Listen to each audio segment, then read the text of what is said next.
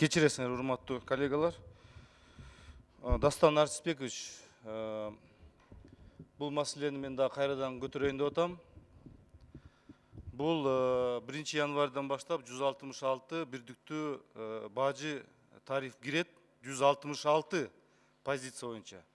Бүгүнкү күндө 166 позиция боюнча мен сурадым, мага дагы берелек Минэкономика. Бул бир. Урматтуу коллегалар, мына 2018 бюджетти 6 миллиард сомго жетпей калды. 2019 жыл бюджетти 6 миллиард 200 миллион сом салык жагынан жетишпей калды. 2020 жылда ЕАЭС алкагында жазында анан күзүндө жаңы тартип кирип атат. Бул товар жүгүртүү боюнча. Бир дагы товар маркировка болбосо ЕАЭСтин стандарт негизинде бир дагы товар ЕАЭСтин базарына кире албайт. Бүгүнкү күндө бүгүн өкмөт даярбы, даяр эмеспи? 166 позиция боюнча дагы жооп бере алган жок. Бир эле автомашина боюнча айтып калышты.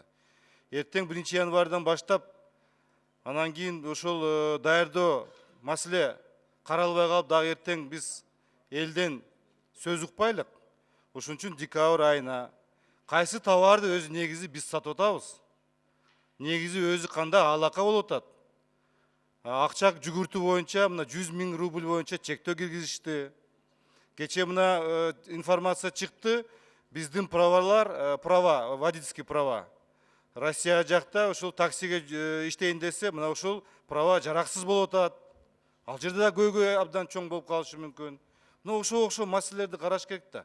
Ошон үчүн мына декабрь айында бул маселени биз карайлык. Рахмат.